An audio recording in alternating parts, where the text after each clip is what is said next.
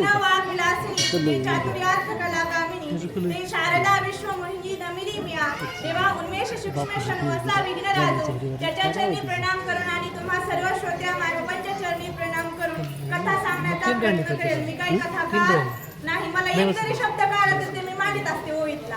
तर तसा या ठिकाणी भक्ती आपापल्या पद्धतीने असते.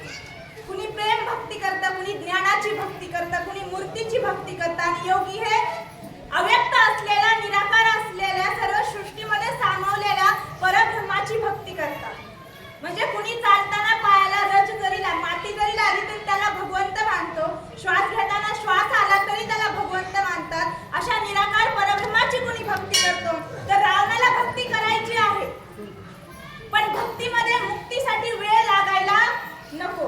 असं म्हणतात या वडाच्या झाडाला जेवढी पानं असतील तेवढी वर्ष कधी कधी ईश्वर प्राप्त करायला लागतात भक्तीमध्ये, सांगता येत नाही. पण रावणाला सायुज्यता मुक्ती हवी आहे, परंतु प्रेम भक्ती करायची नाही. लवकरात लवकर प्राप्ती पाहिजे आहे, जन्म वाया गेला नाही पाहिजे. मग अशी भक्ती विचारल्याच्या नंतर जो सर्वश्रेष्ठ देव आहे विष्णू, त्याचा विरोध जरी केला आणि प्रेम जरी केलं, त्याने कुणाचा वध जरी केला आणि कुणाच्या प्रेमाचा स्वीकार जरी केला तरी एकच मुक्ती प्राप्त होते, चारही मुक्ती प्राप्त होतात असं मत आहे. आणि असं नारद मुनीने समजावून सांगितल्याच्या नंतर रावणाला अतिशय आनंद झाला आणि आल्हादाने रावण काय करू लागला, इकडे हर्षाने नाचू लागला.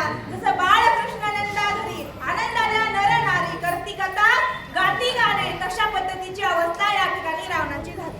युद्ध तगडे श्रीरामचंद्र ते युद्ध व्हावे अति शीघ्र, ऐसे कुसता निशाचर मुनीश्वर सांगत.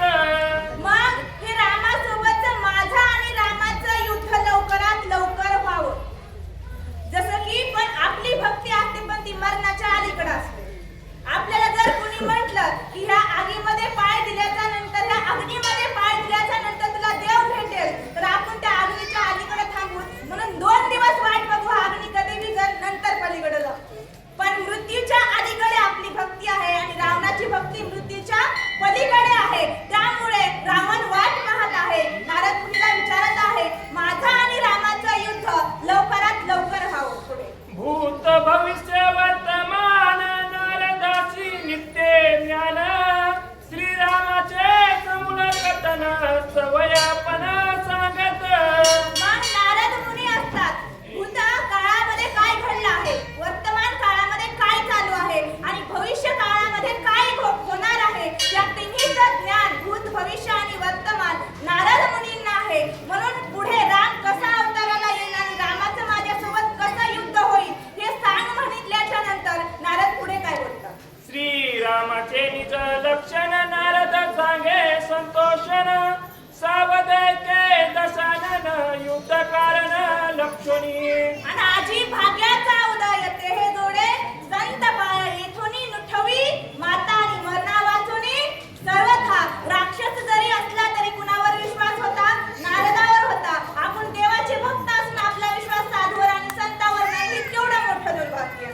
तसं या ठिकाणी नारद मुनी आता रामाची लक्षणं सांगणार आहेत. आता व्यक्ती ओळखायचा म्हणजे उत्सुकता खूप आहे, मरणाची उत्सुकता खूप आहे. रामाच्या हातून मरण मिळणार आहे, मग रामाची लक्षणं काय, त्याचं ठाण मान गुण कसे आहेत असं रावण विचारतो आणि ते नारद मुनी रावणाला सांगतात. कृत युगाचा होता प्राप्त, त्रेत युगाचे पारंभात, होईल राजा दशरथ त्याचा सुत श्रीराम. मग कृतयुगाचा शेवट होईल आणि त्रेतायुगाचा प्रारंभ होईल आणि त्रेतायुगामध्ये रघुकुल वंशामध्ये दशरथ नावाचा राजा जन्माला येईल असं नारद मुनी सांगतात.